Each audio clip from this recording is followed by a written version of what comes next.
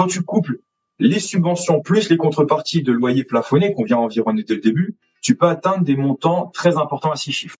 Ben là, on est vraiment sur un autre modèle économique et on est sur un modèle économique en plus où au final, on participe aussi à l'intérêt public.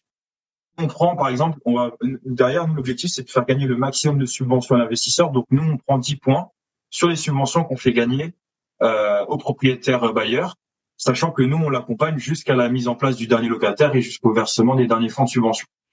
Et bonjour à tous, vous l'avez entendu, aujourd'hui on va parler de l'argent qu'on préfère prendre, l'argent de l'État. Il nous le prend assez souvent, j'enregistre cet épisode, je l'attends de me faire prélever sur un de mes comptes de plus de 8 000 euros, 8 000 euros on dit comme ça chez nous, de l'État pour des taxes foncières sur une seule société.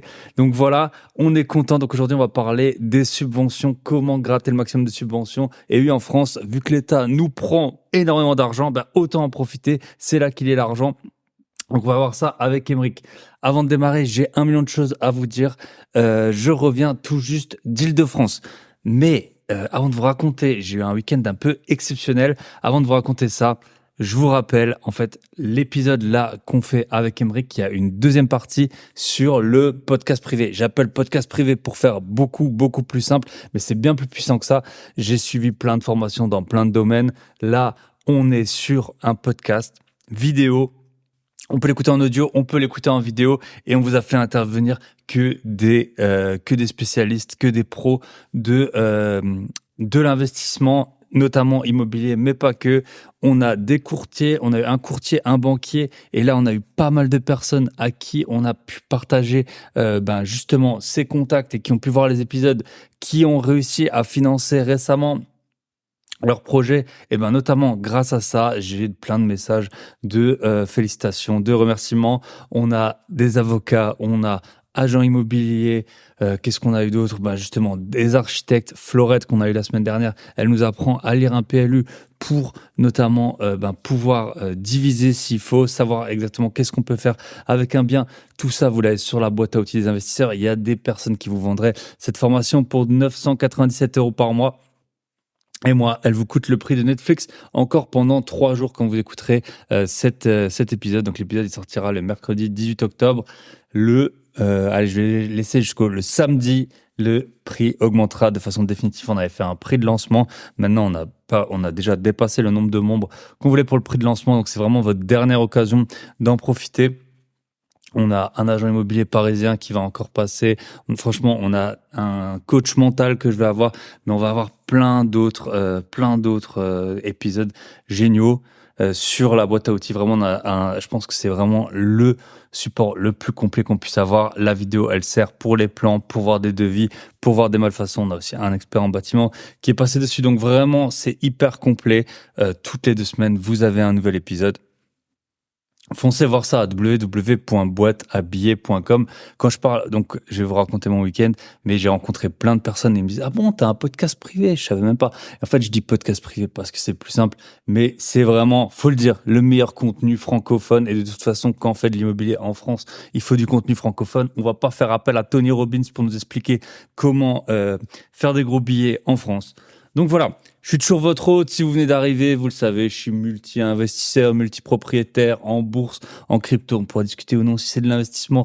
Mais voilà, ce qui nous prend le plus de temps, ce qui nous occupe, ce qui change la vie, c'est bien souvent l'investissement immobilier. On fait du levier, on fait des gros billets, on revend en centaines de milliers d'euros de plus-value ou de remboursement. Et j'ai rencontré encore, pas plus tard que ce week-end, énormément de personnes dont la vie a complètement changé grâce à l'immobilier. Donc aujourd'hui, n'y fera pas exception. On fera un épisode sur l'immobilier.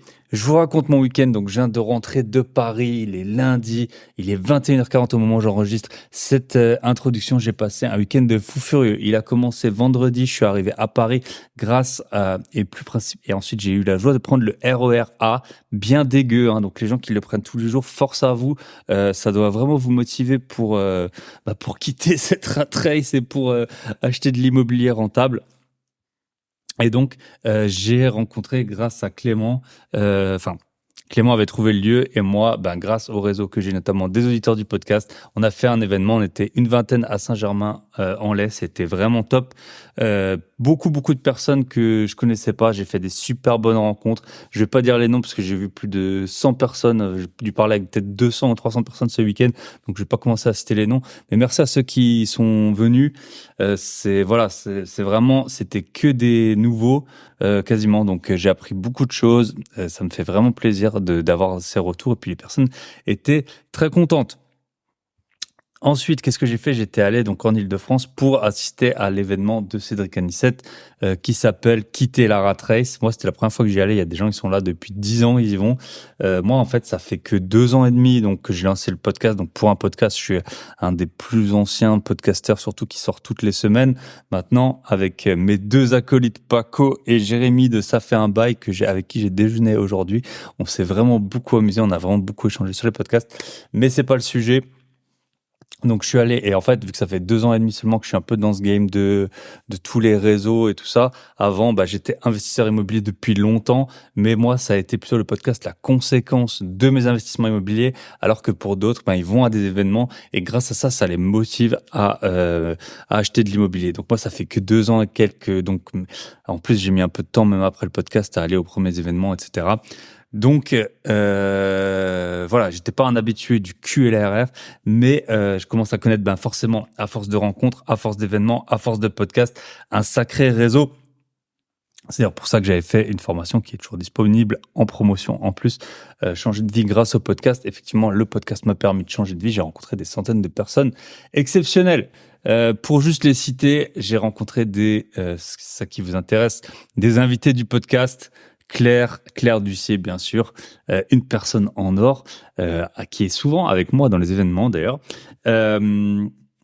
Ensuite, Joris, que j'ai eu il y a pas longtemps, on avait fait un épisode Investir dans 30 biens à 5 heures de chez soi. Matt, qui a Summit Mining, il est en train de lever 40 millions d'euros et il m'a expliqué. Je pense que c'est public. Et en tout cas, j'avais fait un épisode avec lui, gérer plus de 100 millions d'euros dans la crypto, je crois, ça fait 2 ans. Et puis j'ai rencontré Thomas, que j'avais pas tout de suite reconnu. D'ailleurs, on avait un petit problème de vidéo au moment de l'enregistrement du podcast. Son épisode, c'était frôler 2 fois la faillite à cause de l'immobilier.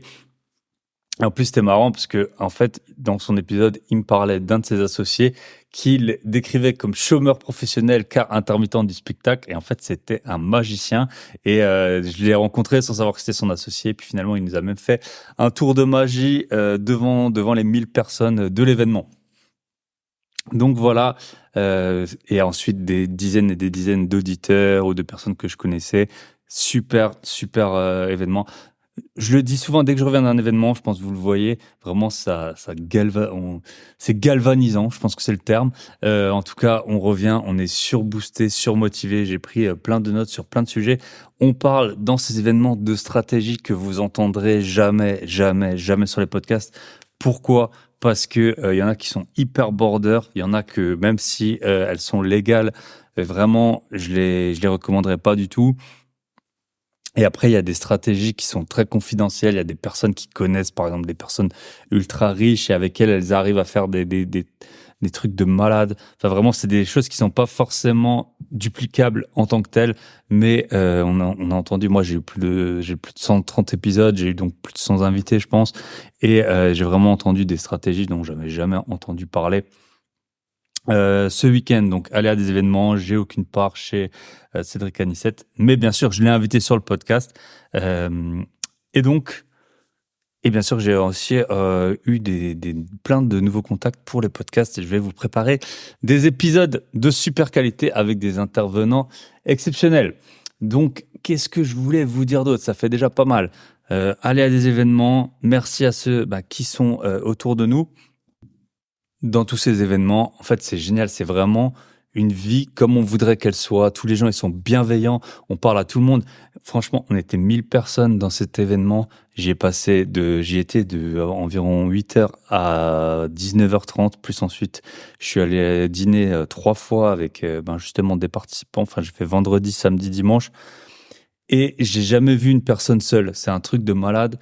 Il y a beaucoup de gens à qui je parlais qui étaient venus seuls. Il y avait des personnes qui avaient largement plus de 60 ans. J'ai parlé avec, d'ailleurs, j'ai dîné avec quelqu'un. C'était le petit frère d'un habitué. Il avait 17 ans. Donc vraiment, c'est hyper large. Et en fait, tout le monde parle à tout le monde. C'est vraiment génial.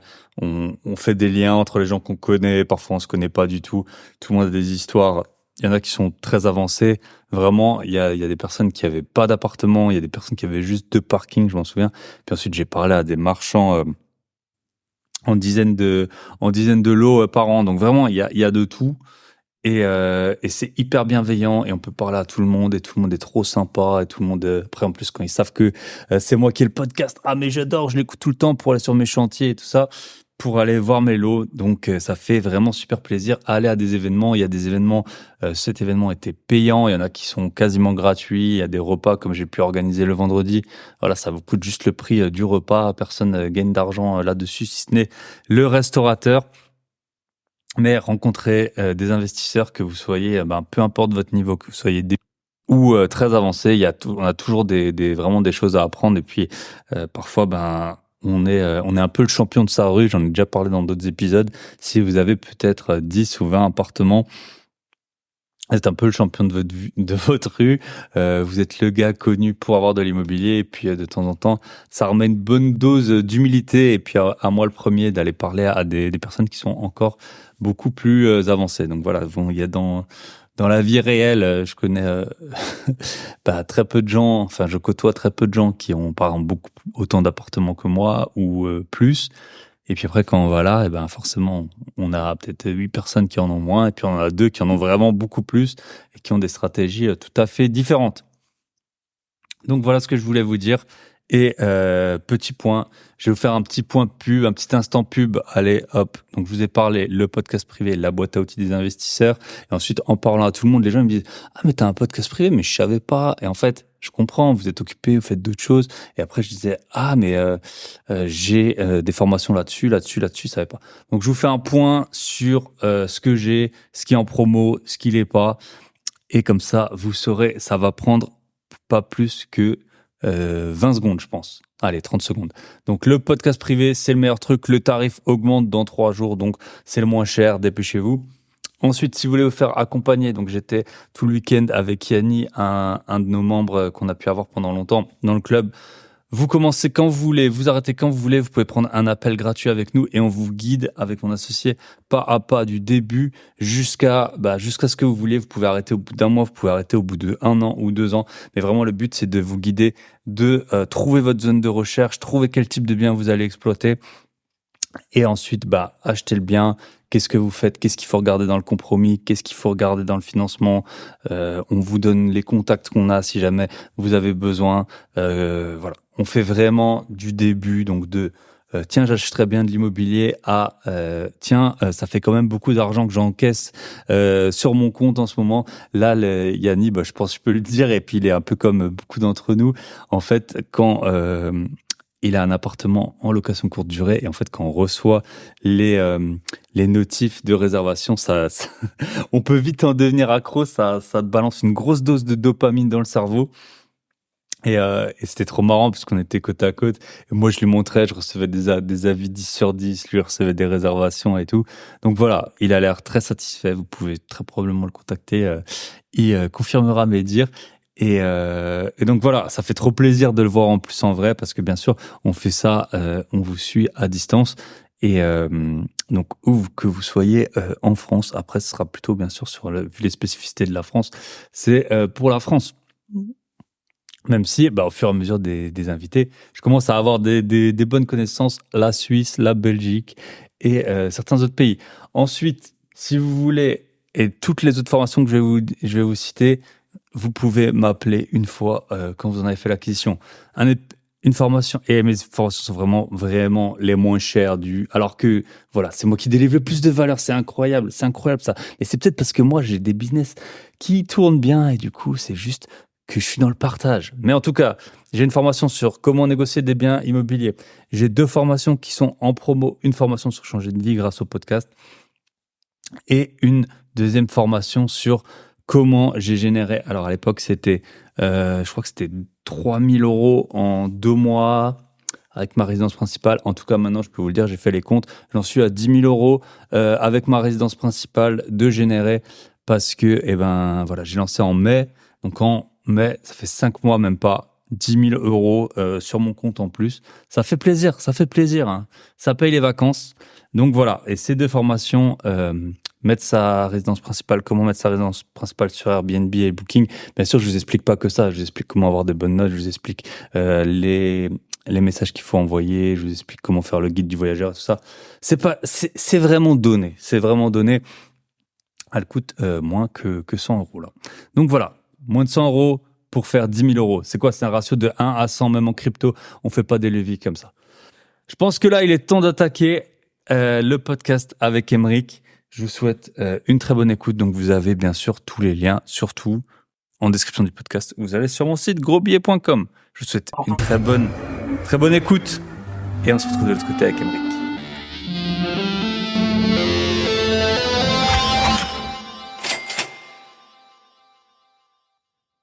Et bonjour, bonsoir. Aujourd'hui, c'est la journée. En général, on enregistre en soirée, mais là, on est le week-end, on est posé, on est bien.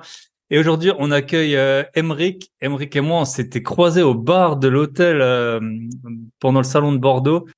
C'était la première rencontre que j'avais fait ce soir-là. Et puis, on s'était dit qu'on allait enregistrer un épisode. Et là, ça fait quasiment un an. Je pense que c'était vers mi-septembre, je sais plus exactement. Mais voilà. Et en plus, quand on va diffuser l'épisode, ça fera sûrement un an. Aymeric, je te laisse te présenter parce que tu as une spécificité. Voilà, tu as un domaine d'expertise, on va dire. C'est de ça dont on va parler. Et pour lancer les présentations, j'aime bien que les invités racontent un peu une expérience insolite de boulot un peu un peu ingrat, on peut dire, où on s'est dit bon, on va peut-être pas faire ça toute notre vie. Donc, je te laisse attaquer. Salut Thibaut, déjà bonjour à tous et merci pour l'invitation. C'est vraiment cool. Tu sais c'est un plaisir d'échanger sur l'immobilier, sur ce qu'on fait et de partager ça à des passionnés comme nous. Écoute, moi c'est Aymeric, je suis de base, je suis maîtrise d'œuvre dans le bâtiment, d'accord, dans la rénovation. Ça va faire maintenant ça fait 10 ans. J'ai fait chez AC Construction sur Paris et puis après je suis parti sur Genève. Et ma spécificité, comme tu as pu le dire, en fait, nous on est spécialisé dans les subventions et je précise bien pour les propriétaires bailleurs. Donc pour nous investisseurs, on n'est pas basé, on va pas nous se baser sur des subventions liées à la résidence principale, même si on connaît certaines modalités, mais on va plutôt être sur des projets de rénovation et d'amélioration énergétique pour des bailleurs qui pourront toucher des subventions de l'ordre de 100 000, 200 000, voire plus en fonction des surfaces des logements. Ça, on verra par la suite. Pour la petite anecdote, donc du coup, tu voulais que je parle un peu de mon expérience la plus claquée au sol que j'ai pu avoir. La première, j'ai envie de te dire, j'ai fait un stage à l'époque quand j'étais en école d'ingénieur, stage de fin d'études. Non, pas de fin d'études, pardon, c'était le premier stage en entreprise, c'était 6 mois, moi j'avais fait. J'étais parti au centre aérospatial allemand. Je me suis dit, waouh, je vais kiffer, je vais adorer tout ça, ça va être super. Et je me suis retrouvé dans une université claquée au sol à Stuttgart en train de faire des tests sur des petites plaques en fibre, en carbone, c'est quoi, c'était en carbone. Et il fallait que je fasse des tests de résistance et de force et tout. Et c'est depuis ce stage-là que je me suis dit, hors de question que je fasse de la recherche, hors de question que je m'enferme dans un monde, en fait, vraiment que technique et vraiment que, tu sais, c'est des tests que tu vas faire à cette place, tu vois, c'est des genres de programmes. Du coup, mon deuxième stage, il est remonté directement avec plutôt aspect humain, financier, terrain, et c'est pour ça que je me suis parti sur le bâtiment et que j'ai commencé direct financier, en fait. Ok. Et c'est voilà un peu claqué au sol, mais vraiment mes journées à passer avec une petite plaque, à faire des tests. Tu fais des graphiques, en plus c'était en allemand, donc fallait traduire, fallait faire les. Oh, c'était on me laissait dans une salle tout seul. Horrible. Mais les stages et les premiers boulots, ça a au moins ça ça t'apprend ce que tu veux pas faire, quoi, et que il faut avoir un peu d'ambition dans la vie. C'est ça. Après, je peux raconter une autre petite anecdote parce que pour montrer aussi que c'est pas forcément évident. Mon premier emploi en Suisse, j'ai atterri chez une société qui est une filiale de Bouygues qui s'appelle Losinger Marazzi. Je quitte Paris, je viens avec ma famille ici sur place, etc. On quitte tout et au bout de 2 mois, on me dit merci, au revoir. Ah ouais, la Suisse, c'est ça, t'es bien payé, mais le droit du travail, et il est assez court. Ah, et ça, c'est vrai que ça prend une grosse claque, tu te remets en question, tu te dis bon, après, il y a eu des choses qui fait que, effectivement, je pense que je suis pas arrivé dans le bon move avec la bonne team. Mais après, bon, tu rebondis, hein. Il y a du boulot. Un mois après, même pas, j'étais chez le Mm. concurrent et j'ai appris que c'était pas forcément la meilleure société pour commencer ici. Mais voilà, c'était une petite anecdote où quand même tu prends des risques, tu vois, en plus tu démissionnes pour ton emploi, donc le chômage, t'as pas le droit quand tu, par la suite. Mm. Et tu te retrouves à descendre de 10 étages parce que tu avais des Mm. prévisions un peu différentes, quoi, ça va bien. Voilà. Mais je pense, quand on est français, on se dit toujours, enfin, on a grandi, nous, on a plus ou moins le même âge, dans un monde en crise où, en fait, il y avait le chômage, ça a toujours été le problème. Et en fait, perdre son emploi, ça voulait dire peut-être pas en retrouver. Alors qu'il y a des marchés où, en fait, il y a, en Suisse, le taux de chômage, il est super faible. Donc, se faire licencier, bien sûr, c'est jamais agréable, mais c'est moins grave que peut-être en France. Et après, moi, c'était le coloc d'un pote. Lui, il travaillait parce que souvent on se dit, ouais, si j'ai été viré, c'est que j'étais mauvais. Lui, il travaillait, je crois que c'était chez Crédit Suisse ou UBS. Et genre, tout son service, je sais pas, 60 personnes, ils les ont virés. Donc là, t'as beau être la star, faire ton métier du mieux qu'on tu peux. Le gars qui décide, il connaît même pas ton nom, il regarde même pas, il dit, bon, bah, tout le service là, on ferme et puis au revoir. Après, c'est vrai que tu vois, pour faire le lien avec l'investissement IMO, tu peux te dire, admettons, enfin, on pourrait envisager que quelqu'un se dise, bon, bah vas-y, je t'achète un bien qui est cher et puis tous les mois, je mets au bout, tu vois, du patrimonial, comme on dit ça.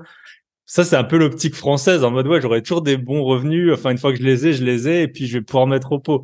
En Suisse, tu peux pas, tu te dis, bon, bah ça se trouve, demain, je passe de 7 000 à 2 000 euros par mois et ça va pas être pareil, quoi. Donc, Ouais, non, c'est clair. Et puis après, ce qu'il faut se dire aussi, c'est qu'aujourd'hui, le travail, que ce soit en Suisse ou en France, trouver du travail, je pense que dans certains secteurs, il n'y a pas de mal, justement, ils cherchent beaucoup de monde. Et le plus difficile, au final, c'est de lancer son entreprise ou son business, ça c'est encore autre chose, tu vois. Quand tu compares, effectivement, tu as la facilité d'être salarié. Je trouve qu'aujourd'hui, maintenant, c'est une facilité de trouver du boulot. En soi, je pense que chaque domaine que les gens dans lequel ils travaillent, je pense à un moment donné, quand tu commences dans ce milieu, tu peux toujours trouver par rapport à ce que tu fais. Mais par contre, monter un business et monter une entreprise, voilà, là, tu prends des risques, tu t'engages aussi une responsabilité qui est différente et tu te dis toujours dans un coin de la tête, tu te dis bon, ok, si ça ne fonctionne pas, et je sais que j'ai le salariat, mais c'est trop facile de revenir là-dedans. C'est trop facile. ok, top. Et donc maintenant, ton activité, tu peux nous la décrire rapidement, puis après on la Ouais. passera un peu en Alors, détail. donc nous aujourd'hui, parce que je dis nous parce qu'on est deux, je suis avec Sébastien Dias, qui est mon associé sur la société donc WeMob. On a créé maintenant depuis un petit peu plus d'un an. Donc nous, en fait, on a créé cette société-là puisqu'on s'est rendu compte qu'il y avait un manque de connaissances et d'encadrement sur tout ce qui était subvention de l'investissement. Pour t'expliquer, Sébastien, c'est quelqu'un que j'ai rencontré dans un mastermind, séminaire, non, excuse-moi, dans un séminaire, et il s'avère que lui, il a réalisé une dizaine de projets en 3 ans, en justement sollicitant les aides financières pour chacun de ces projets. Et ça lui a permis de grandir beaucoup plus rapidement par rapport aux liquidités qu'il pouvait percevoir sur ces projets. Bon. Ok. Donc WeMob, qu'est-ce que c'est? WeMob, c'est une société donc spécialisée pour les investissements immobiliers avec des subventions. Donc nous, on est là pour monter les dossiers auprès des organismes des aides, qu'on va voir derrière, on va développer, pour pouvoir rendre éligible aussi le projet et optimiser aussi ses gains en fonction de l'agencement, en fonction des modalités de travaux et en fonction du montage du dossier. Ok. Et ça, vous le faites partout en France ou juste dans votre région? Non, justement, on le fait partout en France. Aujourd'hui, on fait essentiellement dans les villes qui sont ciblées dans le dispositif qu'on appelle Action Cœur de Ville. On en verra tout à l'heure, mais puisque dans ces villes-là, en fait, des aides assez plus intéressantes que dans d'autres.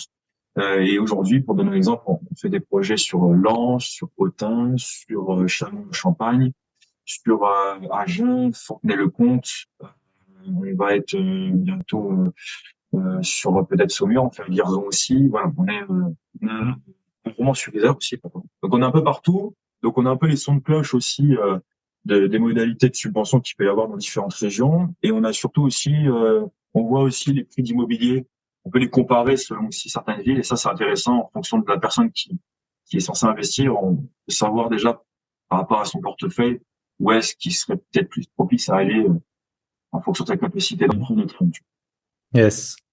Et nous, on avait eu sur le podcast et sur le podcast privé, Stéphanie, c'était à Dreux qu'elle avait investi en Action Cœur de Ville. Et visiblement, elle avait touché, c'était 300 000 euros, je crois, pour son projet entre les financements et les subventions. Moi, j'ai eu l'occasion justement déjà avec Stéphanie plusieurs fois, puisque en effet, elle était aussi une des précurseurs parce que je l'avais entendu sur ton podcast aussi. Et du coup, elle avait fait un programme avec Action Logement pour les îles. Ok. Action Logement, c'est Action Cœur de Ville, c'est la même chose. Alors en fait, on peut parler des organismes. Ouais. Du coup, il y a ceux qui sont connus. Enfin, moi que je connais, mais je m'en suis jamais servi, c'est l'ANA, Action Cœur de Ville. Et après, je suppose qu'il y a encore les municipalités qui ont des. C'est ça. Alors pour faire simple, pour vulgariser, il y a deux gros organismes. Il y a l'ANA d'un côté. C'est l'Agence nationale de l'habitation, un truc comme ça. De l'habitat, exactement. L'habitat. Donc l'ANA d'un côté et à Action Logement de l'autre. L'ANA, eux, tout le monde connaît l'ANA avec MaPrimeRénov notamment, avec tous les chèques énergie, des choses comme ça. Mais ils ont un dispositif aussi interne qui est plus intéressant lorsque tu fais beaucoup de travaux et que tu vas avoir des aides pour les travaux de rénovation énergétique pour les bailleurs. C'est le dispositif LOC Avantage. D'accord ? Et LOC Avantage, en fait, à la base, ça a été créé pour, en fait, en contrepartie de te dire, voilà, tu as de la location nue, tu as peut-être plus de charges à non plus mettre en avant pour essayer de payer de l'impôt. Donc, il y a des gens peut-être qui se font fortement imposer. Et ben, ils vont dire, OK, si vous voulez plus d'imposition, nous, on vous propose, c'est que vous baissez votre loyer et on vous donne de la réduction d'impôt. C'est un peu un Pinel, on va dire. C'est un peu un petit Pinel des bailleurs. Sauf que ils ont aussi un conventionnement avec travaux qui leur permet de te donner des enveloppes financières très intéressantes pour faire ta rénovation.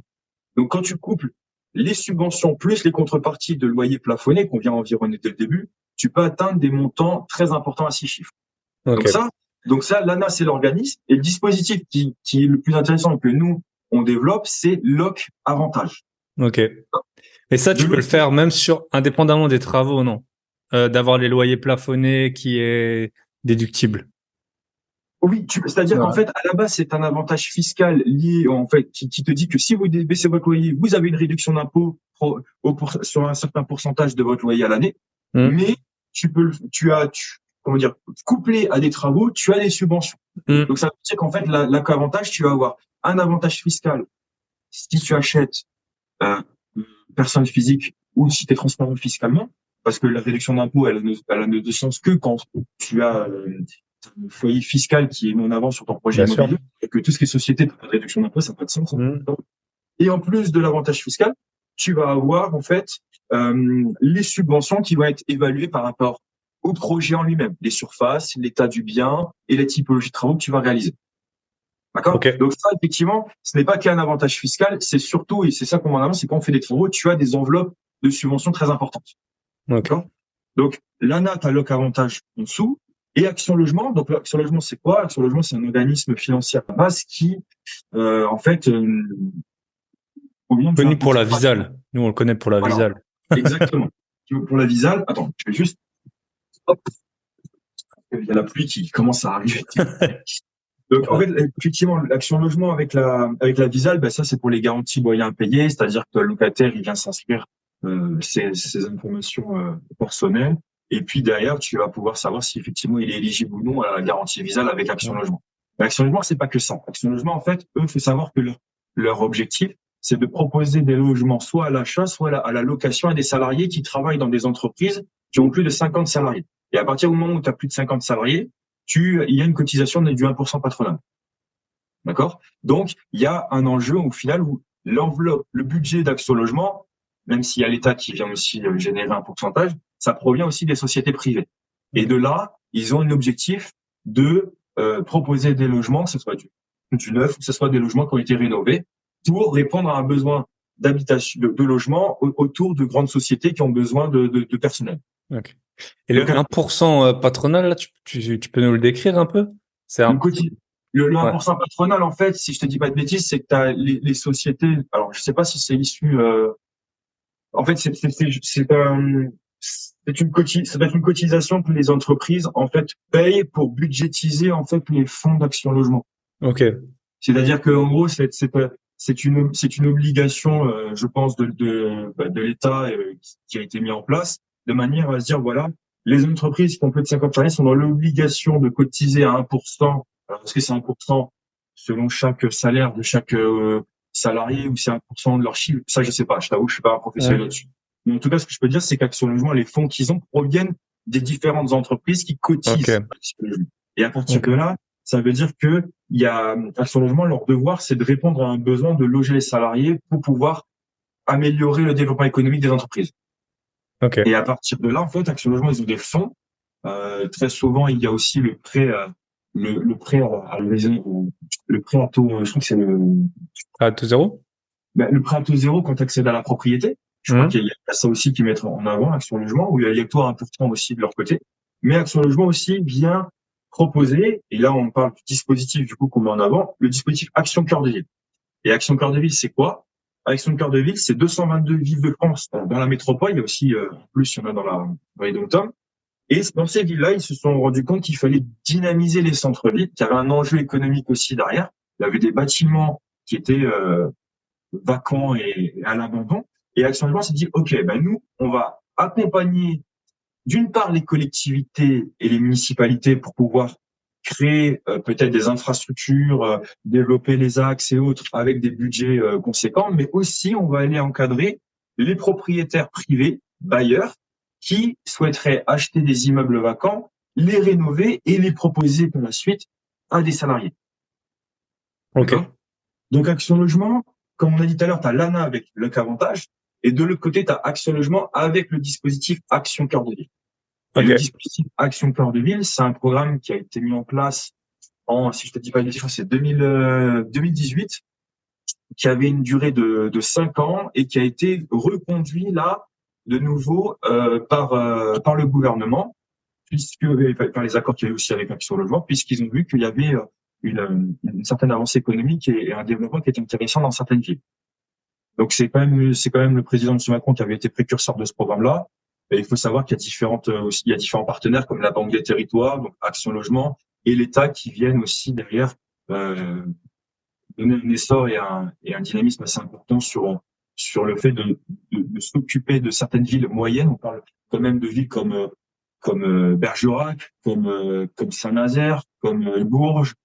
C'est pas des petites villes, tu vois. C'est des villes moyennes. Il y a des villes à plus de 50 000 habitants où il y a de l'activité. Il y a de l'activité derrière. Ok. Donc ANA, Action Cœur de Ville. Est-ce qu'il y a des autres subventions que vous levez auxquelles les propriétaires bailleurs ils ont accès? C'est bon. Alors l'ANA, donc tu as le Cavantage, Action Logement, tu as Action Cœur de Ville, et très souvent en fait dans les programmes que nous on accompagne, il y a au fait, en plus d'avoir simplement l'ANA avec le Cavantage, il y a aussi les collectivités qui viennent abonder les aides. Donc abonder, donc augmenter la prise en charge des travaux. Pourquoi? Parce qu'ils ont signé des conventions qu'on appelle l'OPA-RU, Opération Programmée pour l'amélioration de l'habitat. Et RU, ça veut dire rénovation urbaine. Et en fait, ce sont des conventions qui signent d'une durée de 4 ou 5 ans, qui permettent en fait à la région, au département ou à la Comcom et l'AGLO ou même la ville de venir donner des subventions supplémentaires à l'ANA. Donc, l'idée, c'est que si tu as une ville où tu as déjà Action Logement qui s'y intéresse, tu as l'ANA, parce que l'ANA, par contre, contrairement à Action Logement, c'est ciblé par rapport aux villes, l'ANA, c'est surtout le territoire. Du coup, tu te dis, tu as plus de chances aussi d'avoir une convention d'OPA-RU en plus, parce qu'il y a un intérêt économique pour l'ensemble. Et du coup, ils vont venir encore booster pour ramener des subventions supplémentaires pour le propriétaire. D'accord? Donc là, on a parlé, donc l'ANA, Action Logement, l'OPA-RU, on va dire que c'est les collectivités. Et le quatrième qu'on pourrait mettre dans la course aussi, on va dire que c'est les aides liées directement à la mairie, à la ville. Et la ville, par exemple, elle va venir subventionner des travaux qui concernent essentiellement l'aspect extérieur des bâtiments pour l'image que la ville va avoir derrière. Ouais, j'avais déjà vu les façades des bâtiments. Exactement. Donc tu vas avoir les façades, mais essentiellement les façades côté rue, côté voie publique. Tu vas avoir aussi les toitures, aussi en rénovation. Et parfois tu peux avoir même, c'est un petit peu plus rare, mais les espaces communs.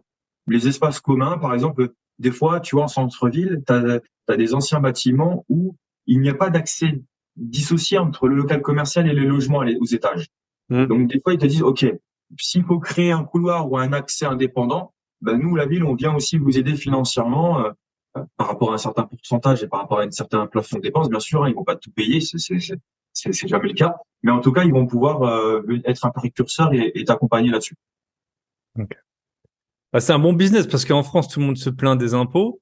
Bah, les impôts, ils retombent quelque part. Hein. Et je pense que, franchement, quand on regarde les métiers qui gagnent très bien leur vie, en France, c'est les médecins, par exemple, tout ce qui est lié à la santé, pas les généralistes ou les autres. Ils sont payés par l'État, en gros. Les notaires, bon, bah, ils sont payés par, enfin, c'est la loi qui les, qui oblige à ce qu'on aille chez le notaire, tout ce qui est la formation, il y a beaucoup d'argent dans la formation, hein, mine de rien. Pas la formation comme on fait sur Internet, mais tout ce qui est les BTS et tout ça. Et là, tu as une nouvelle niche, voilà, donc tout ce qui est les subventions. Avant qu'on aille dans le détail, je pense que tout le monde se pose la question, comment est-ce que votre société, elle se rémunère? Je pense que tout le monde se pose la question. L'heure où on se parle, aujourd'hui, on n'a pas modifié nos modalités de prestation, clairement. Nous aujourd'hui, le but, c'est qu'en fait, comme je l'ai déjà dit, c'est que ça coûte quasiment rien du tout. D'accord, je dis quasiment parce que rien n'est gratuit non plus, mais l'idée, c'est de se rémunérer déjà, d'une part, pour lancer le projet. Donc nous, on a un forfait à 4008 hors taxe pour lancer les échéances, les dossiers, etc. Parce qu'il faut pas se leurrer, c'est des process qui vont être semés d'embûches. Il va y avoir aussi des dossiers qui vont devoir être montés de manière assez rapide et ça va être un process assez long. Voilà. On n'a rien sans rien. S'il faut aller chercher à un moment donné 150 000 euros de subvention, 18-24 mois, voilà, il y a des choses qui doivent se faire, mais bien correctement, bien en amont avant de se casser les dents. Donc, nous, c'est du 4008 hors taxe qu'on va venir aussi après, pourquoi pas proposer aux clients et à la maîtrise d'œuvre de venir noyer dans ces aspects-là pour que le client puisse récupérer, par exemple, ses fonds et son avance. Comme ça, au client, ça lui coûte zéro. On va dire 4008 sur 20 ans, c'est pas quelque chose qui va changer l'équilibre du projet. Et on prend, par exemple, derrière, l'objectif, c'est de faire gagner le maximum de subventions à l'investisseur. Donc, nous, on prend 10 points sur les subventions qu'on fait gagner aux propriétaires bailleurs, sachant que nous, on l'accompagne jusqu'à la mise en place du dernier locataire et jusqu'au versement des derniers fonds de subvention. Comme ça, parce qu'on s'est rendu compte aussi que les investisseurs avaient besoin d'être rassurés des fois à des moments de projet, à des étapes.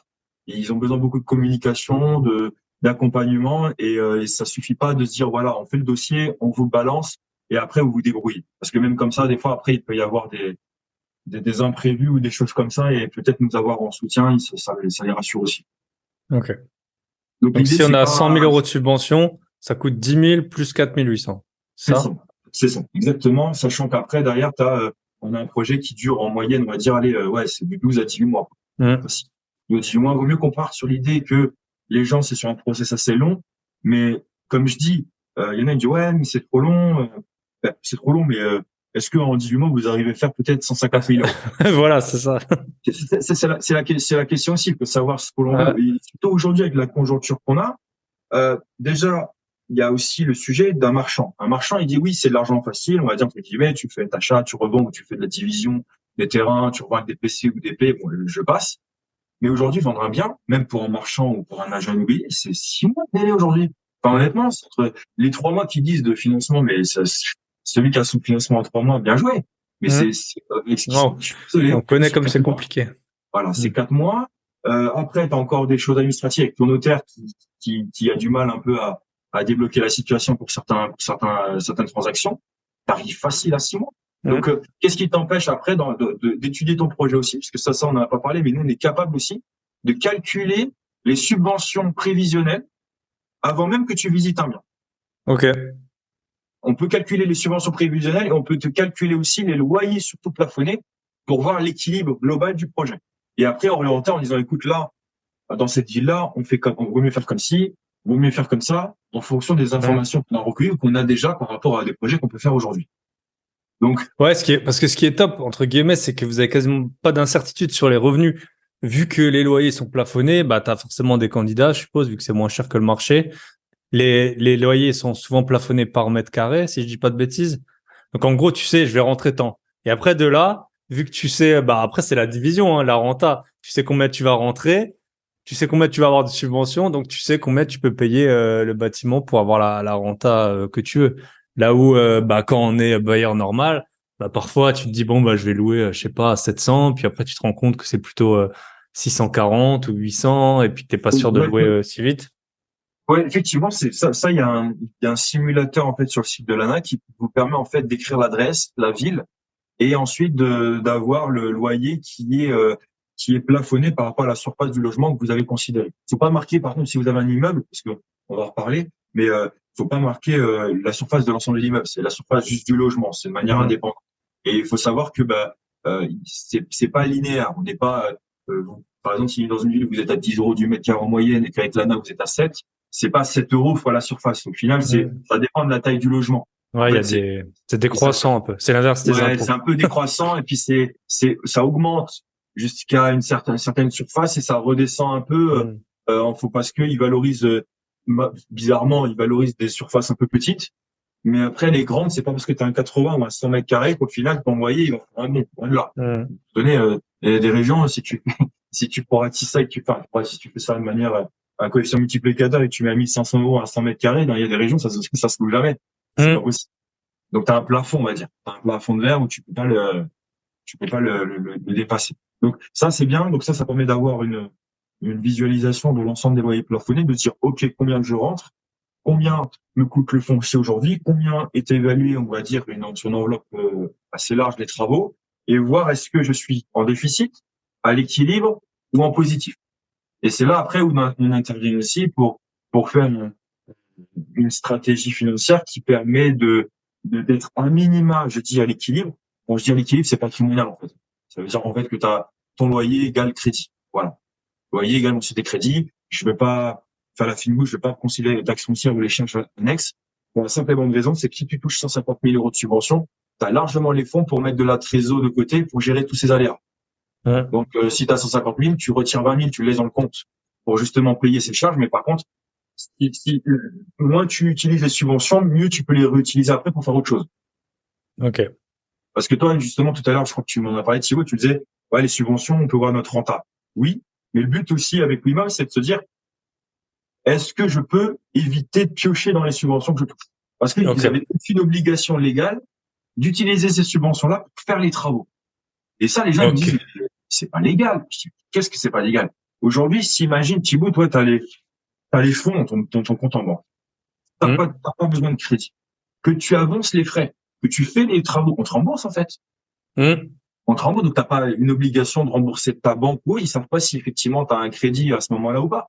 Ok. Donc, C'est c'est complètement chaud. indépendant. Exactement. Donc, cet argent-là, oui, l'État te dit, OK, nous, on a les moyens financiers, on n'a peut-être pas les moyens physiques de le faire et le temps par rapport à ça. On vous donne l'argent parce que vous avez respecté les conditions, vous avez transmis les factures, vous avez transmis les plans, etc.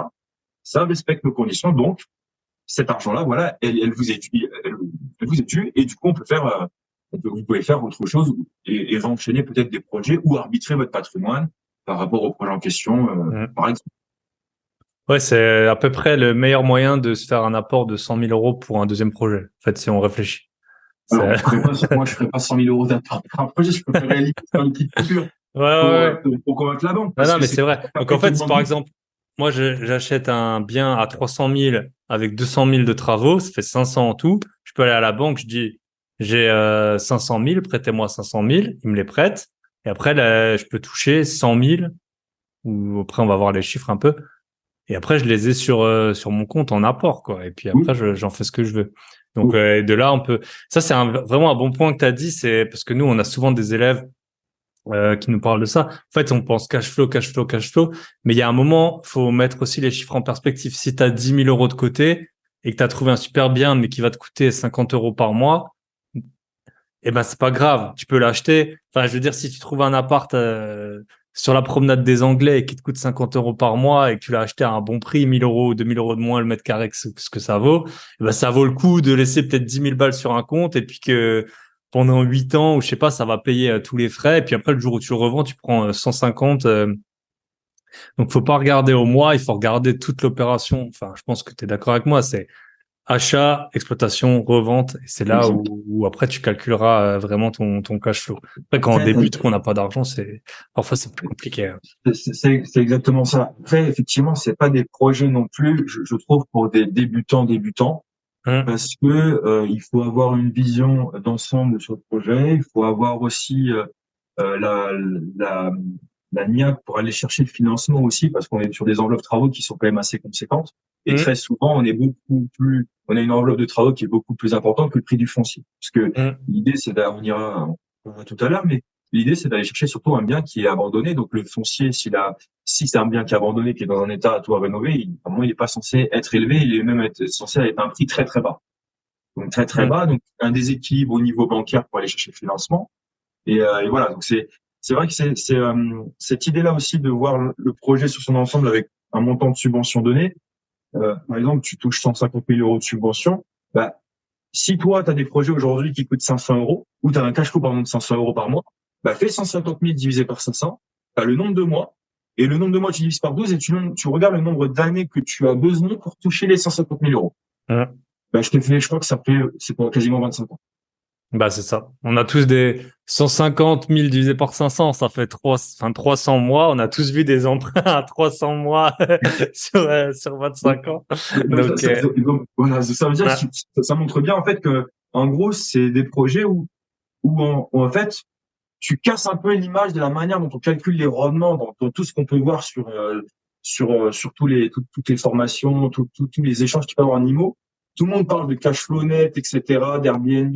Non, ben là, on est vraiment sur un autre modèle économique et on est sur un modèle économique en plus où au final, on participe aussi à l'intérêt public. C'est notre principe, mais en contrepartie de le mettre à disposition de gens qui sont salariés ou qui respectent un certain plafond de ressources, etc., ben, ça permet aussi de faire un investissement qui est, comme on dit, qui est responsable et engagé, qui est intelligent.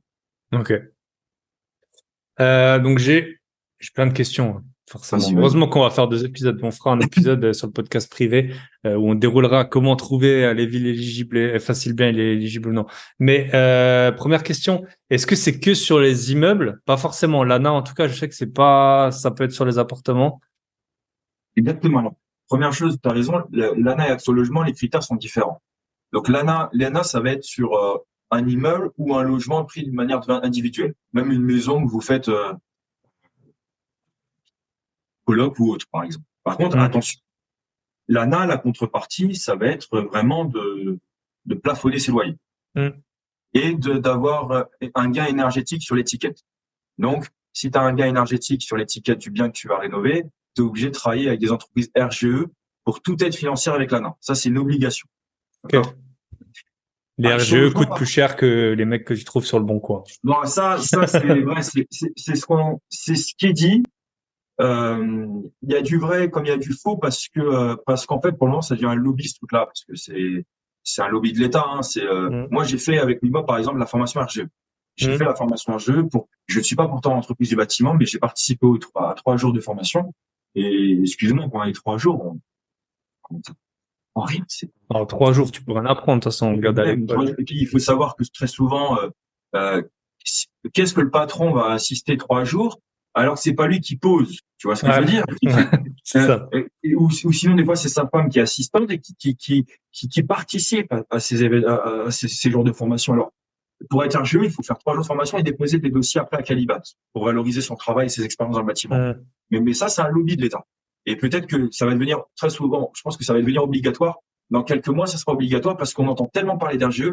Le RGE, ça permet d'une part à l'État en fait d'avoir un pseudo-contrôle sur les sociétés qui vont demander des aides et qui vont avoir un certain sérieux sur leur activité administrative et financière, mais ça permet aussi d'éviter qu'on ait du travail un peu venu de l'étranger aussi qui profitent du système pour aller chercher des aides avec leur travail. Il y a un peu des deux. Parce que pour l'instant, on pourrait faire venir une société allemande pour faire des travaux subventionnés. C'est faisable. Parce que on peut pas, mais si l'entreprise allemande a de l'expérience pour valoriser son travail et qu'il a fait la formation, oui, il peut devenir joli aussi. Mais il faut, après, j'avoue, je sais pas d'ailleurs s'il faut qu'il soit domicilié forcément en France. Ça, c'est une très bonne question.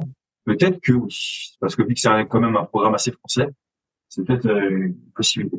Mais en tout cas, voilà, pour revenir sur la région, parce que moi j'en parle parce que je suis dans le bâtiment, mais donc, l'ANA, du coup, donc, on peut faire logement, maison, etc. Et Action Logement, par contre, on te demande d'être monopropriétaire du bien. Donc, monopropriétaire veut dire qu'il n'y ait pas de copro. Donc, il faut être propriétaire de l'ensemble de l'immeuble de rapport que vous achetez. d'accord? Et tu as le droit, par contre, d'avoir une copro à minima solidaire. Par exemple, si tu as un local commercial où les murs t'appartiennent pas, tu peux avoir cette configuration-là et valoriser ton projet auprès d'Action Logement pour avoir les aides. Ok. D'accord? Et Action Logement, eux, ils te donnent pas pour le moment l'obligation de travailler avec des entreprises RGE. D'accord? Ok. Par contre, ils te demandent d'être quand même étiquette C, donc d'avoir une projection de travaux assez intéressante par rapport au devis. Si tu peux pas être C, tu dois justifier. Bien sûr, il y a des logements que tu peux pas, donc il faut justifier, il faut avoir juste les éléments techniques pour avoir un argumentaire là-dessus. Et par contre, les loyers, par exemple, que Action Logement te demande, quand tu prends que Action Logement, parce que si tu prends les deux, on va en voir tout à l'heure, mais le loyer d'Action Logement est plus important que le loyer plafonné de l'ANA. Ok.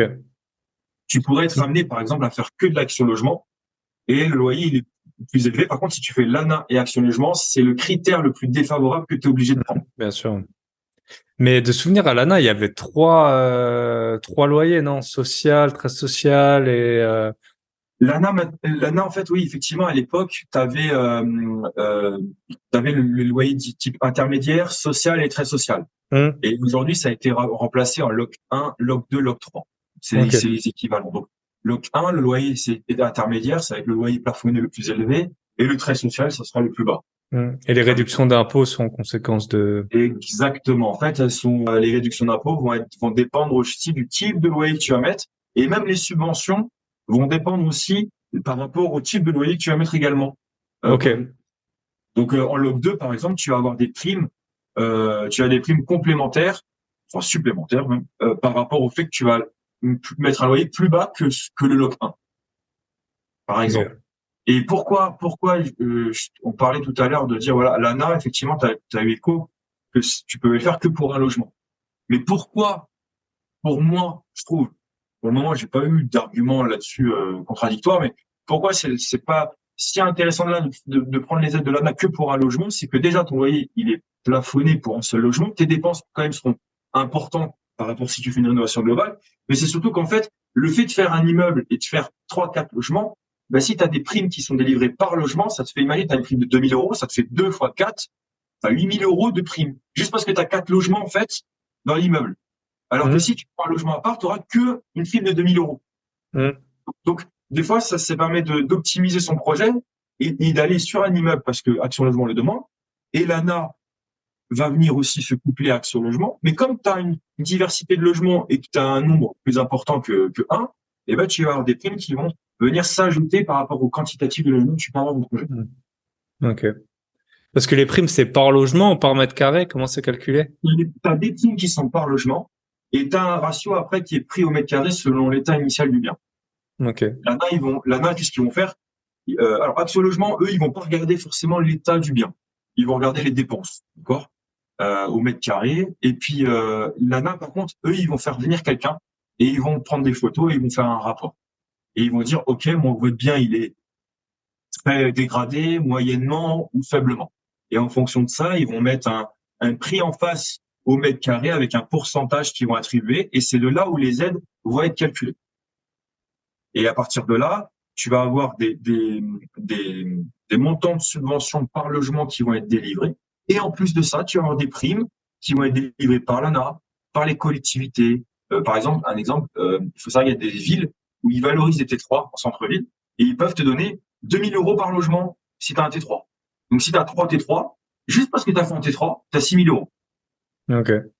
C'est pas à négliger, tu vois. 6 000 euros, ça peut te payer peut-être, je sais pas moi, une cuisine Les entière, tableaux électriques.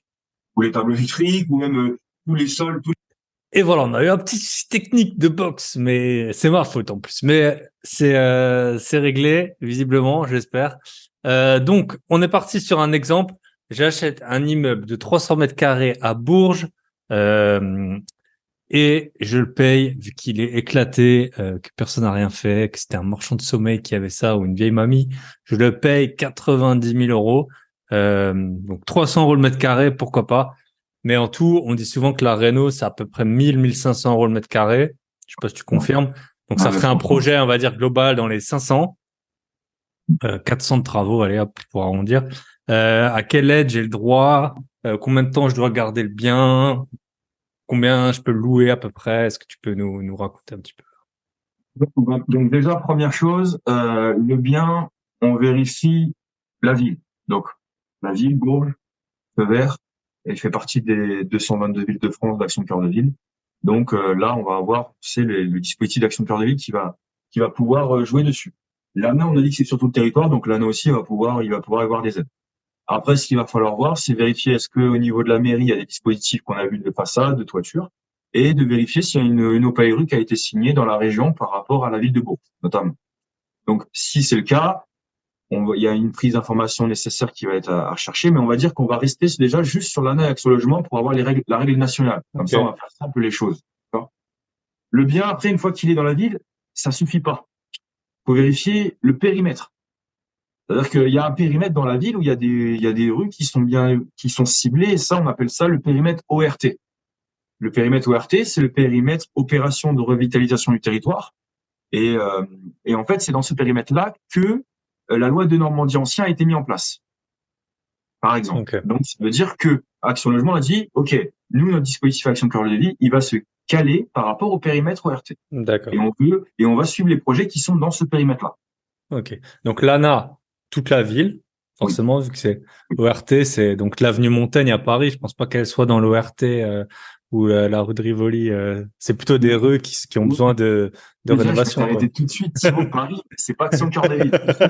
Enfin, la ville de Paris. Après, t'as des villes en banlieue, oui. Mais la ville de Paris, Marseille, Lyon et tout, ils ont pas besoin de ça. Ils sont sur un autre level. Ok. Ok, donc ORT. Donc ORT, et du coup, si les gens font l'analogie, ça veut dire que quand ils font un projet comme ça, ils ont aussi la loi de Normandie ancien en dispositif fiscal qui est possible. Mais ça, on reviendra plus tard. C'est-à-dire qu'ils ont soit la réduction d'impôt de l'ANA, soit la loi de Normandie. Et après, ils font le choix en fonction de qu'est-ce qui est plus avantageux pour eux. D'accord? Ça, c'est des choses, faut vraiment dissocier les aides et la fiscalité. D'accord? Donc, une fois que donc, c'est dans le périmètre, c'est dans la bonne ville, etc. OK. Maintenant, on va regarder l'état du bien. Est-ce que déjà le bien, est-ce que le bien c'est un immeuble, est-ce que c'est un logement? Là, on parle d'immeuble. Donc immeuble 6 logements. Voilà, immeuble 6 logements, monopropriété. Il n'y a pas de sujet, il n'y a pas de copro. L'idée c'est d'acheter et d'être maître de son projet. Donc parfait, on a l'immeuble. Maintenant, on va voir l'état du bien.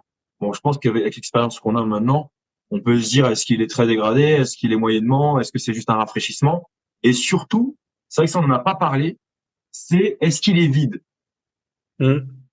Pourquoi? Parce que vu l'enveloppe travaux à prévoir et vu la remise sur le marché à faire sur ce genre de projet, vaut mieux qu'il soit vide. Et nous, on l'encourage, il faut qu'il n'y ait personne dedans, donc il faut qu'il soit vacant.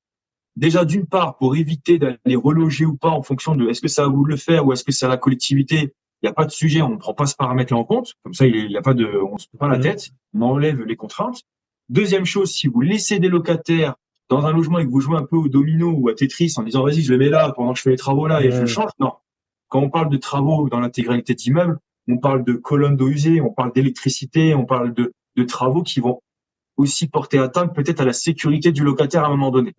Que ce soit dans les communs ou que ce soit à un moment donné chez lui. Donc, on ne peut pas se permettre. Clairement. D'accord? Enfin, en tout cas, là, c'est le professionnel qui parle du bâtiment. Il vaut mieux pas jouer avec ça. Dès qu'il y a une personne qui ne fait pas partie, qui habite dans un endroit où il y a des travaux à faire sur l'intégralité, non, mais voilà. vaut mieux, soit quiconque a déjà été sur un chantier, tu vois bien les escaliers, les trucs, enfin, c'est l'enfer. C'est pas possible. Il suffit juste d'une rallonge, soit là, dans les escaliers, qui prenne les pieds dans la rallonge et qui dégringole les escaliers et qu'il ait un arrêt de travail d'un mois ou deux, mais c'est vous qui êtes responsable. Vous êtes le maître d'ouvrage. Maître d'ouvrage, ça veut dire client de l'opération. Maître d'œuvre, c'est lui qui va exécuter, qui va faire l'ingénierie, qui va sous-traiter en fonction de l'organisation de sa structure. Mais vous êtes le maître d'ouvrage et vous êtes responsable, en fait. Donc, c'est à vous, après, de prendre les devants et d'éviter, d'enlever, en fait, tous les paramètres qui compliqueraient le projet. Bon, vide, voilà. Donc, et après, vu qu'il est pourri, on va dire, qu'il est vide, il est dans le périmètre, que vous l'achetez aussi en dessous du marché, mais ça, visiblement, ça a l'air d'être le cas par rapport à ce que tu me dis, on va faire ça, parce que des fois, il y a des trucs pourris qui sont hors, qui sont trop chers, donc ça, c'est aussi arbitré. On va dire pour le moment, tous les feux sont au vert. Et à ce moment-là, sur un projet comme ça, on va être aux alentours.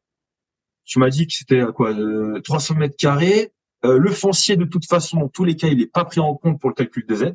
D'accord. Ok. Et ce qui va être pris en compte, ça va être le nombre de logements, la surface et l'état du bien. Ok. Et à ce niveau-là, on va dire que si je prends un calcul national et qu'on est à plus de 1000 euros TTC du mètre carré en rénovation, on pourrait atteindre minimum 190 000 euros dessus. Donc 300 000, admettons que je fais 300 000 de travaux, 180 000. 190 000 de subventions. Ok. Sans compter les primes, sans compter les collectivités, sans compter la ville. Ok. Et ça, ce serait quoi? 30% à peu près ANA, 30% Action Cœur de Ville? En fait, pour expliquer, si le bien il est très dégradé, l'ANA établit un calcul qui est de 1000 euros hors taxe fois le mètre carré. Ok. Et ensuite, ils appliquent un pourcentage qui est lié justement aussi à l'état du bien. Ils vont appliquer 35%. Ok. Donc, 35% de 300 000, ça te fait déjà, je crois que c'est 105 000 euros. 105 000. D'accord? Et ensuite, il y a Action Logement. Et Action Logement, eux, qu'est-ce qu'ils font? Ils ont un calcul un peu différent. C'est que eux, c'est 1000 euros TTC du mètre carré, que ce soit moyennement, hautement dégradé ou pas. C'est 1000 euros TTC. Par contre, quand je le dis, que ce soit pour l'ANA ou Action Logement, si c'est 1000 euros hors taxe ou 1000 euros TTC qui est pris en compte, il faut que aussi la dépense ramenée au mètre carré par logement dépasse ce plafond. Bien sûr. Parce que sinon, ils vont prendre au prorata.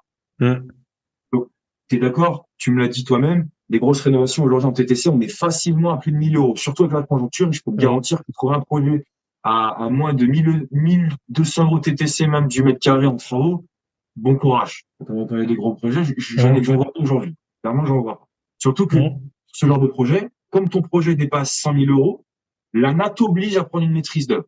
C'est-à-dire que tu choisis ta maîtrise d'œuvre, mais tu dois avoir une maîtrise d'œuvre parce que tu dois remonter les dossiers, faire les plans, les devis, transmettre les décennales, etc. Donc, tu es dans l'obligation, qu'il vaut mieux. Un jour de projet, franchement, 100 000 euros, les gens, voilà. Les personnes, prenez quelqu'un, c'est pas votre métier. Enfin, voilà. Non, mais c'est clair. Quand il y en a qui s'inventent maître d'œuvre. Qui s'inventent maître d'œuvre, qui disent, ouais, c'est bon, moi, j'ai fait moi-même, moi, je me dis ça, je vais payer le matériel, mais en fait, je me rends compte que j'ai des problèmes après sur le chantier. C'est un métier, les gens. C'est un métier. Ne vous improvisez pas, maître d'œuvre. Oui, il y a des projets, effectivement, si c'est du rafraîchissement, et pour optimiser votre renta, c'est vos premiers projets que vous voulez pas déléguer parce que c'est pas des gros travaux. OK. Mais moi, je le fais, bien entendu, qu'il y a des choses où il faut relativiser. Mais là, on parle vraiment d'un gros montant et d'une grosse responsabilité derrière. Et demain, si vous faites les travaux et que vous avez la toiture qui est mal faite et que ça s'infiltre, ben là, je peux vous dire que c'est que pour vos frais. Parce qu'il n'y a pas d'assurance derrière. Et vous n'êtes pas considéré comme professionnel. C'est un exemple. Alors que si vous faites maîtrise d'œuvre, c'est la décennale de la maîtrise d'œuvre qui prend le relais avec l'entreprise qui a exécuté les travaux. Et ça peut vite monter à 30 000 euros à refaire une toiture. Hein. Enfin, j'exagère, mais c'est sans l'eau, quoi. Sans les problèmes d'eau. C'est pas ça, tout ce qui est, tout ce qui est après, imprévu, sinistre ou autre, ça peut vite monter en fonction de ce que ça. Donc voilà, donc en fait, pour revenir, donc 300 000, on a dit que c'est 300 fois 1000, 300 000, fois 35%, on est à 105 000 pour l'année. D'accord? C'est une estimation, hein. On fait très simple, on catégorise.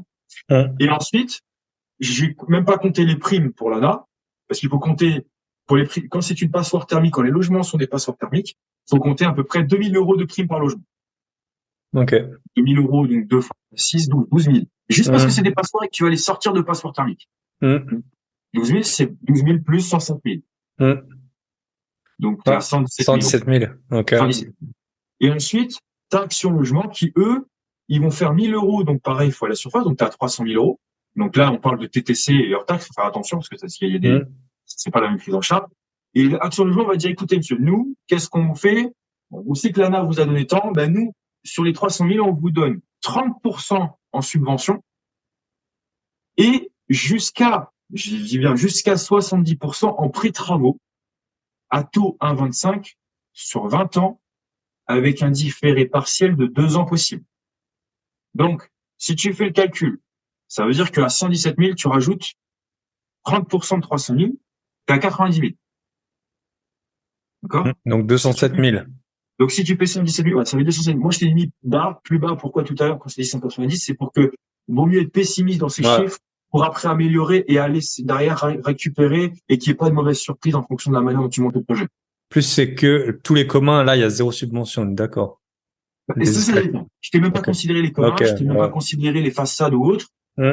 Je considère juste on va dire, les travaux intérieurs des logements et des communs. Ok. Parce que Yes. tu es d'accord que si tu prends 300 000 pour 300 mètres carrés, bah, il y a peut-être pas forcément les façades et la toiture.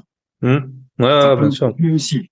Tu peux rajouter un billet peut-être pour la façade de 18 000 et un billet de 35 000 pour la toiture en fonction de la taille. Ouais. Parce que 300 mètres carrés, ça veut dire que t'as quand même un gros bébé. Hein. Et la façade, 18 Hmm. 000, même, je pense qu'on est un peu plus parce que ça doit être assez conséquent. Donc là, on fait simple. Et donc, Action Logement te dit, OK, nous, on peut aller jusqu'à 207 000. Par contre, le prêt, le prêt maximum, je dis bien maximum qui pourrait être délivré, ce serait 210 000.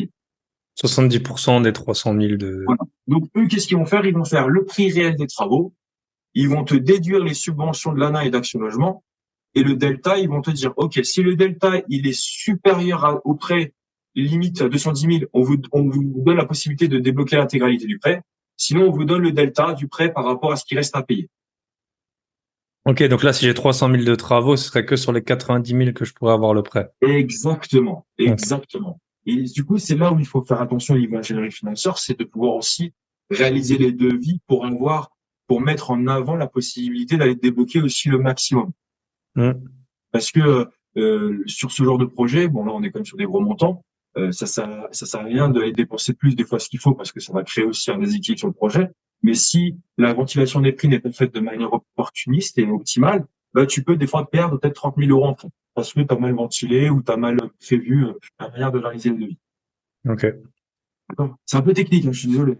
Non, non, mais on est là pour ça, hein. Et les auditeurs, c'est pas des idiots, hein. Et si vous êtes à la salle de sport, vous réécoutez, hein. Vous êtes en train de regarder les beaux Il gosses a pris musclés ou les belles nanas, là. Hop. là, c'est vraiment une ingénierie mélange technique et financier. Et une ingénierie financière aussi. Donc, Ok. donc voilà. Donc là, là, pour ce projet-là, on va dire, allez, on va faire simple.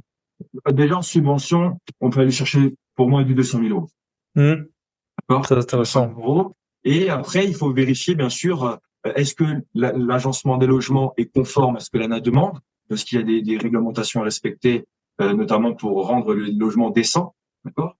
Tu vas avoir aussi l'ANA qui va te dire, bah, écoutez, nous, dans notre ville, on a besoin plutôt des T2 et des T3, les studios et tout à éviter. Donc, à toi aussi, après, derrière, d'agencer ton immeuble de manière à répondre à leurs critères pour Hmm. que tu rentres dans leur éligibilité pour les aides, tout simplement. Ok. Et à quel moment on peut, selon toi, à quel moment c'est optimal de, de solliciter ces aides? Enfin, si on voit l'immeuble, quand on signe le compromis, quand on signe l'acte authentique, est-ce qu'on peut déjà avoir une sorte de... Alors, nous déjà, par exemple, avec Wimob, on a euh, donné la possibilité aux investisseurs d'avoir déjà une préestimation, comme je t'ai dit, avant même, Hmm. entre guillemets, qu'ils voient le bien. Ça veut dire que tu n'as pas fait d'offre, tu n'as pas signé le compromis, ou même si tu as fait une offre, on peut déjà parler du projet. Moi, j'ai Ok. des clients, ça fait 6 mois que j'avais étudié leur projet, et le temps qu'ils se mettent en place, qu'ils aient le financement, aujourd'hui, ils reviennent vers nous.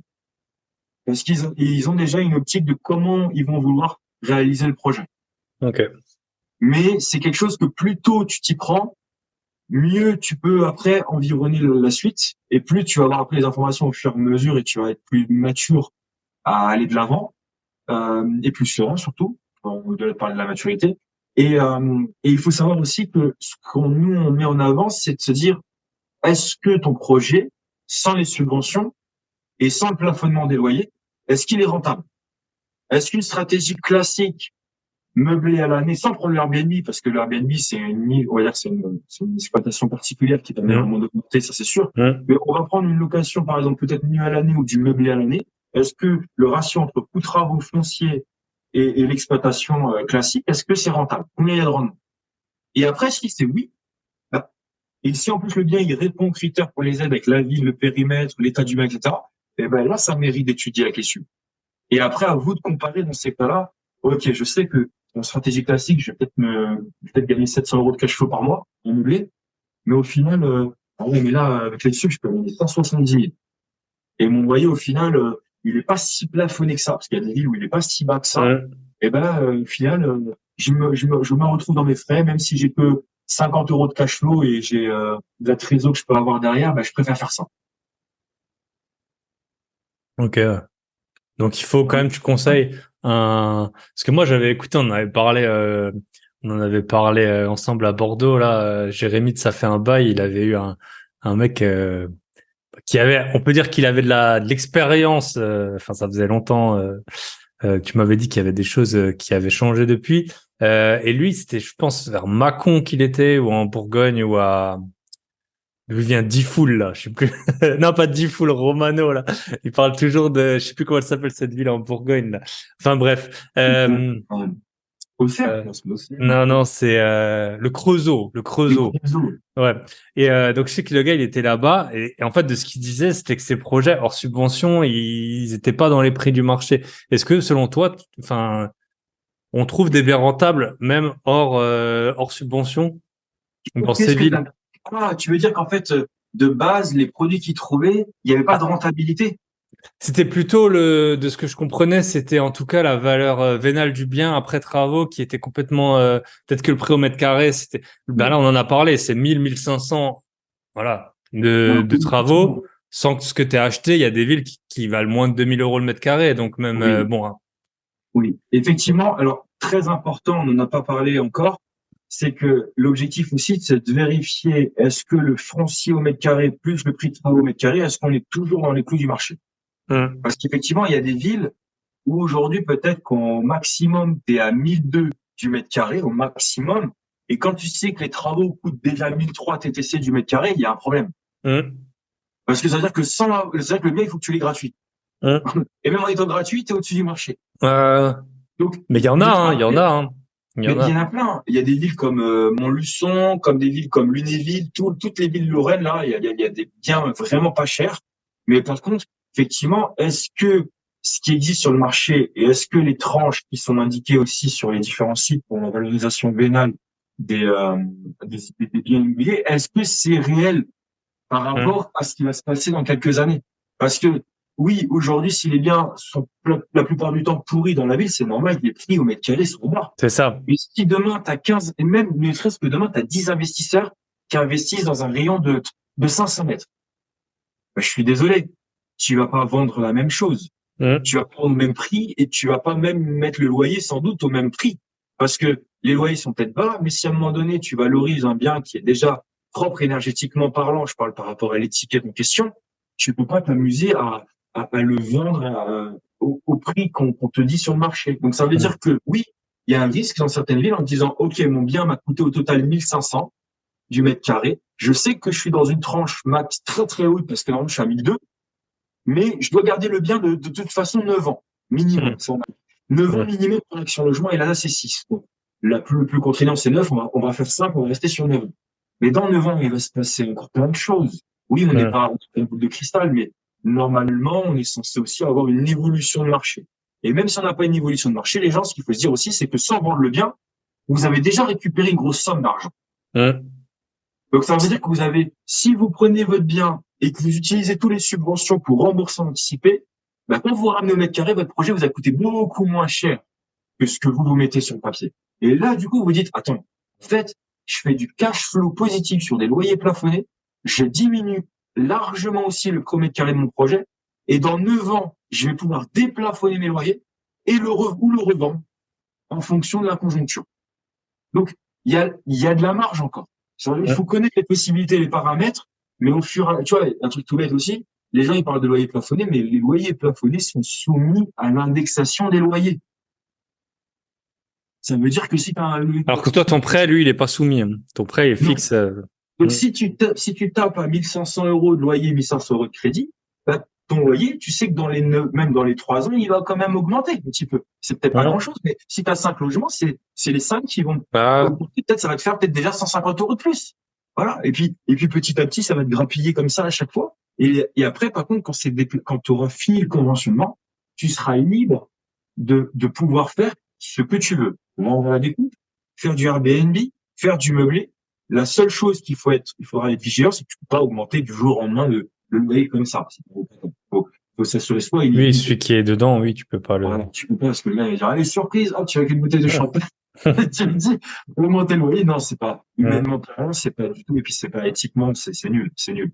Il y a des démarches à faire, tu dois le prévenir plusieurs mois à l'avance avec un recommandé. c'est une augmentation qui est progressive et après, c'est à lui de voir s'il veut rester ou au contraire, est-ce qu'il est d'accord de la situation. Ok. Donc, c'est des choses qui se discutent aussi en Inde. Mais voilà un peu ce que je peux dire sur ces villes-là. Et effectivement, il a raison. Il y a des villes sans les aides où c'est difficile de faire du rendement ou même de s'y intéresser pour faire les travaux. Ouais. Ok. Nous, on est sur Autun, pas loin du Creusot, de Mâcon, je pense que c'est toute la même région. À Autun, il y a pas mal de projets là-bas, mais c'est vrai que ce sont comment dire, quand tu regardes effectivement au mètre carré, bah, tout de suite avec les travaux, tu es dans la marge haute. Ouais. Mais est-ce que tu peux te comparer avec ce qui existe aujourd'hui? Je pense pas.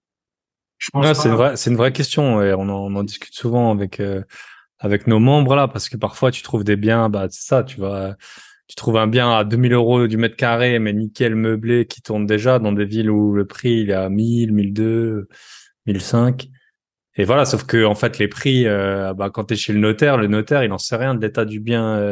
Parce que je veux dire l'estimation la plus fiable des prix au mètre carré c'est le notaire, mais le notaire il va pas mettre, enfin quand il donne ses statistiques, il va pas dire bon bah là vu que l'électricité était pas aux normes, ça change ci, ça change. C'est vraiment le prix que les gens ils ont payé quoi. C'est Donc tellement subjectif le prix d'un bien. Au final, on- t'as pas une grille exacte qui te dit voilà, si le bien tableau n'est sûr. pas là, c'est moins 10%, si c'est ça, c'est moins 5, ça serait Ouais, facile. Ça serait ouais. facile. Les On dirait, étages, le bruit, il y a tellement de paramètres qui peuvent. C'est pour ça que c'est toujours compliqué après, c'est comme, d'estimer. je prends l'exemple de la ville de Béziers, qui s'est, si on a, il y en a plein qui investissent là-bas, j'en connais. À Hum, l'époque, si tu prends l'exemple il y a 15 ans, maintenant, bah, peut-être qu'il y a 15 ans, quand ils ont fait leurs travaux, ils étaient dans une marge haute quand même. Et là, hum, aujourd'hui, bah, les prix ont augmenté. hum, Donc, parce que, économiquement, les gens s'y sont intéressés, ils ont dit, ah, toi, t'investis là-bas, ah, il y a ça à faire. Ah, ben, je vais y aller. Donc, il y a un engouement derrière aussi, hum, qui se fait. Il y a des prix, par exemple, là, tu vois, aux infos, là, ils ont parlé de ça hier ou avant-hier. Ils sont allés faire un focus dans le département du Cher. Et ils ont dit, ouais, c'est bizarre, dans le Cher, bah, contrairement au Cher, l'immobilier n'est pas cher. Et en fait, ils ont des maisons à 80 000 balles. hum. Des immeubles aussi à moins de 100 000 euros. Et là, ils font des coups de pub. Il y a des gens déjà qui se sont intéressés. Et ben, peut-être que dans 10 ans, le prix va augmenter. Parce que, il va y avoir, ah ouais, mais attends, moi, je suis pas finançable pour ça. Vu la conjoncture, ben, je vais aller dans les départements où au final, je peux y aller. Parce qu'avec 200 000, je peux faire peut-être un projet achat avec rénovation. Alors qu'avec 200 000, à Saint-Lazare, tu fais rien. Ou même avec Hum, Béziers, tu fais rien aujourd'hui. Je pense que Béziers, et encore, ouais, Béziers, c'est augmenté. Donc 200 000, tu fais peut-être pas grand-chose. hum. Des immeubles, hein, je te parle, des immeubles. Yes. Ouais, bah après c'est l'objectif, hein, c'est l'objectif du dispositif, c'est d'améliorer le parc que ce soit locatif ou d'habitation en général des logements. Ok, donc là on a vu les subventions, les contraintes. Donc t'as dit loyer plafonné, 9 ans pour l'ANA, 6 ans pour l'Action Logement. Euh, c'est l'inverse. C'est 6 ans pour l'ANA. Ok, Avant, c'était 4 ans et depuis le 1er mars 2022, avec le dispositif Locaux Avantage, ils ont baissé la durée obligatoire. ok. Et Action Logement, on avait eu écho qu'ils allaient aussi s'aligner. Et 6 ans, ça aurait été top. Hum, Là, psychologiquement aussi pour les investisseurs. Bon, après, ils ont été pas assez remboursés aussi en fonction du projet, mais en soi, je pense que peut-être dans quelques années ou quelques mois, peut-être, est-ce qu'il y aura un arbitrage? Ça serait bien qu'ils s'alignent pour avoir une cohésion entre les hum, deux. Mais en tout cas, il faut savoir que s'il y a le dispositif Action Cœur de Ville, aujourd'hui, c'est 9 ans obligatoire, minimum, et l'ANA, c'est 6. Donc, si vous avez les deux couplets, il n'y a pas de jury, aujourd'hui, il n'y a pas de recul pour dire qu'est-ce qui se passe au bout de la 7e année hum. si on a mis les loyers de l'ANA par rapport à Action Logement. On va dire qu'il y a un petit Hum. flou là-dessus. Mais pour faire simple, c'est 9 ans. On va dire que c'est un Ok. engagement de 9 ans. Comme ça, on est.